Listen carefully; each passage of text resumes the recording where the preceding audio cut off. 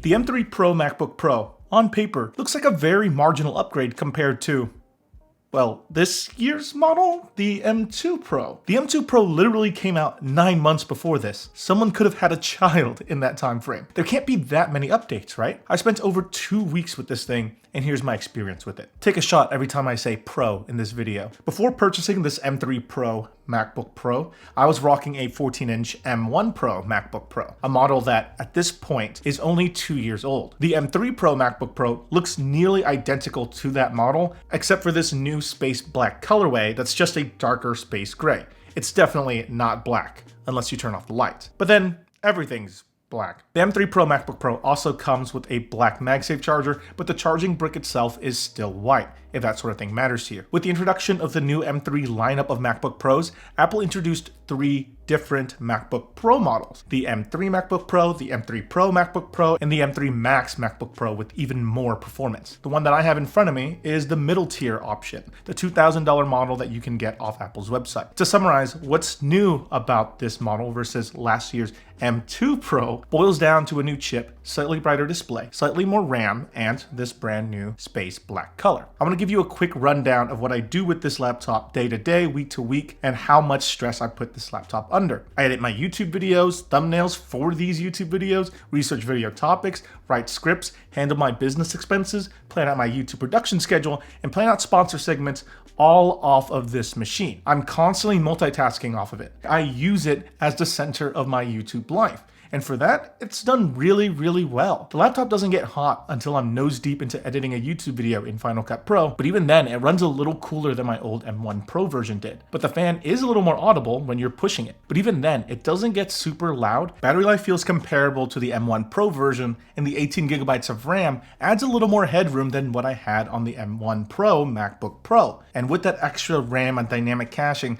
I struggled trying to get it to hit that cap, except when I had like 10 Safari tabs open and had to render a whole 15-minute video in Final Cut Pro at the same time. But this laptop is a monster at getting crap done and is a real workhorse. Whatever I reasonably throw at it, it gets it done. But that's the thing. My M1 Pro MacBook Pro that I still use today is still exactly everything I used to describe this M3 Pro. Fast, gets everything done, has great battery life, and rarely ever stutters. The new space black is cool, but overall, I think it's more fingerprinty than the outgoing space gray, but also less fingerprinty than the midnight colorway on Apple's MacBook Airs. And I'm worried about how these ports will look long term after using this space black laptop for a while, since I've personally seen how the midnight MacBook Air laptops look after with just a year of usage. The metal around the ports have started displaying a lighter color after it wears down the initial midnight color. The speakers on the M3 MacBook Pros are still really good for a laptop, but sometimes you want a little more sound.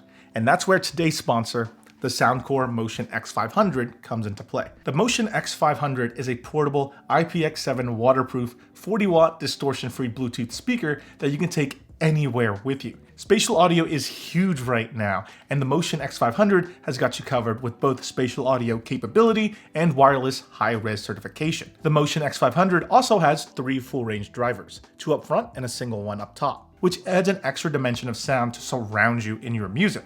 So you can be sure to expect great sound coming from this speaker. But my favorite feature of the Motion X500 is the portability. I can unplug it and move it to anywhere else in my house to enjoy my music with spatial audio. And if spatial audio isn't your kind of thing, you can switch between different modes with the EQ switch button. And if you want even more customizability, you can use the Soundcore app to download updates, control volume of the speaker, change the equalizer settings for each of the EQ presets, or customize the built-in ambient light to set the mood exactly how you want it. So if you're interested in the Soundcore Motion X500, check out the link in the video description below. And thanks again to Soundcore for sponsoring this portion of the video. Okay, I'm usually not a benchmarks kind of guy, but for this laptop, since the differences aren't significant year to year, I think we need benchmarks to begin to see how it's changed in 2 generations. In CPU performance, the M3 Pro is around 32% faster than the M1 Pro, which for a 2-generation difference is decent. In GPU performance, it's around 10% faster, which isn't much to write home about. But here's the interesting part.